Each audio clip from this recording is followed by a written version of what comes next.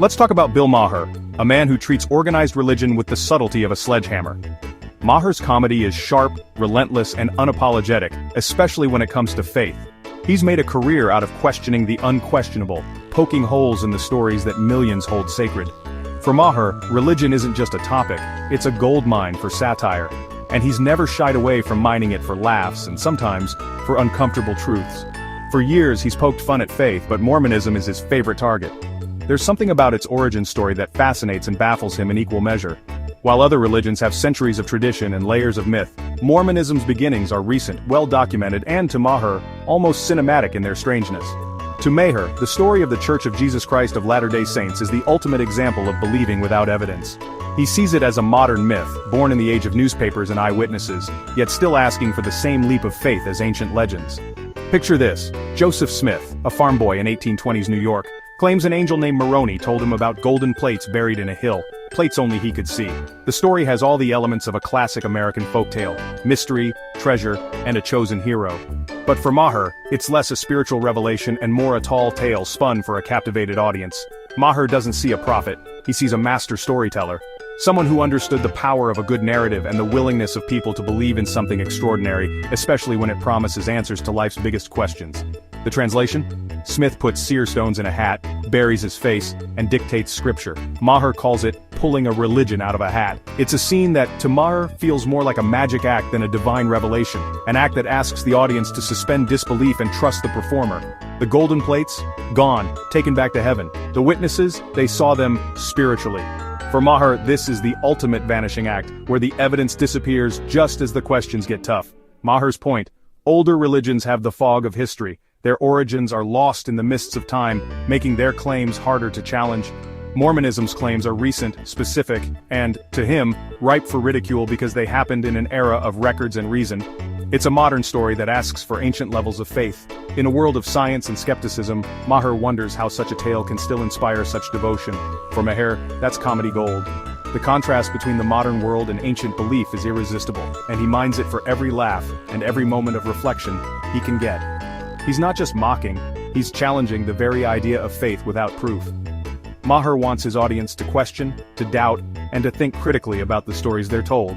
And for him, Mormonism is the perfect case study, a living example of how belief, storytelling, and the search for meaning collide in the modern age.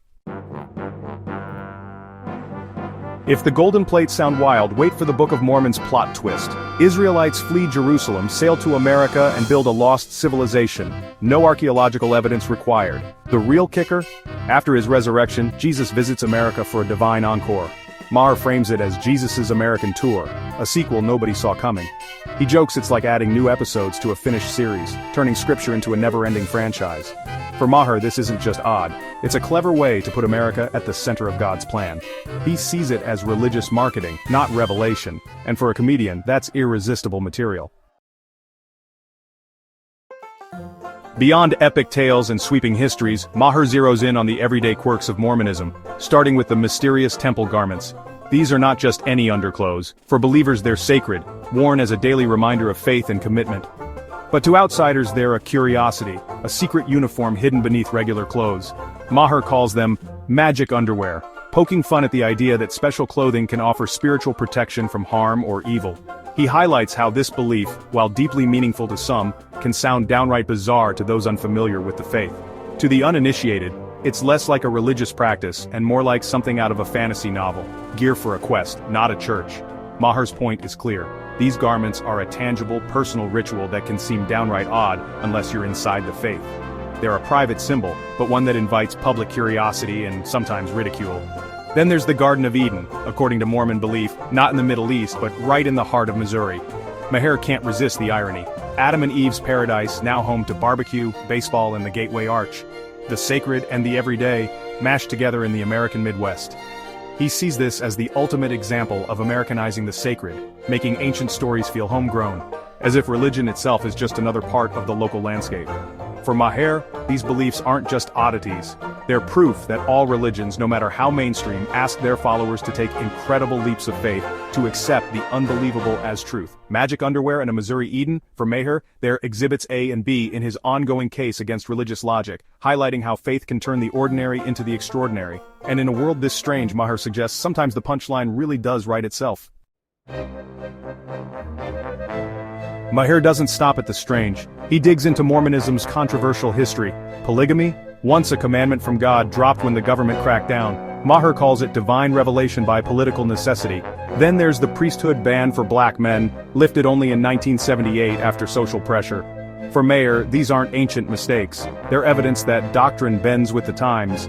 He argues the church changes not by divine will, but by outside pressure. It's not about faith in angels. It's about real-world power and politics. Maher uses these moments to question claims of unchanging truth. For him, history is the ultimate cross-examination. The 2012 election put Mormonism in the spotlight with Mitt Romney's candidacy. Maher argued Romney's faith got a pass from the media. No one wanted to seem bigoted. Maher had no such qualms. He insisted voters deserved to know what Romney actually believed. He joked that if tax returns are fair game, so are beliefs about golden plates and Missouri Edens. Maher used the campaign to highlight Mormonism's oddities, arguing that a leader's worldview matters. He saw hypocrisy in scrutinizing policy but not faith. For Maher, rationality in leadership is non-negotiable. Romney's run was his chance to ask, are we comfortable with faith over evidence at the highest level? Maher's focus on Mormonism is really about all religion. He uses Mormonism as a lens to examine the nature of belief itself, not just to single out one faith. By highlighting the unusual aspects of Mormon doctrine, Maher invites us to reflect on the oddities present in every religion, no matter how mainstream or accepted it may seem. He argues every faith is built on stories that defy evidence. Mormonism just happens to be newer. The miraculous tales at the heart of every religion, from burning bushes to golden tablets, all require a suspension of disbelief. The only real difference, Maher suggests, is how long these stories have been around. Why is parting a sea more believable than golden plates? Both are extraordinary claims, yet one is accepted as ancient truth while the other is dismissed as recent fantasy. Maher's point is that the passage of time doesn't make a story any less strange. Why is a talking snake less strange than an angel named Moroni? If we're honest, both stretch the limits of what we consider possible. Yet because one is part of an older tradition, it gets a pass. Maher says the only difference is time and tradition. The longer a belief has been around, the more normal it feels, even if its origins are just as fantastical as any modern faith. Older religions feel normal because they're woven into culture. Mormonism stands out because it's recent. It hasn't had centuries to blend in, so its oddities are more obvious to outsiders. He points out the hypocrisy. People mock Mormon beliefs but defend their own. It's easy to laugh at what's unfamiliar, but much harder to see the strangeness in what we've grown up with. For Maher, it's all the same leap of faith. Whether you believe in ancient miracles or modern revelations, you're still making a choice to trust in something beyond reason. He uses Mormonism as a mirror, asking, if this sounds crazy, what about your own beliefs? It's a challenge to look inward and question the stories we accept without evidence. In the end, he's not just making fun, he's challenging everyone to question why they believe what they believe. Maher's real target isn't faith itself, but the unexamined acceptance of tradition. For Maher, Mormonism is just the latest chapter in humanity's long, strange story of faith, a story that's still being written and one that invites us all to ask, why do we believe what we do?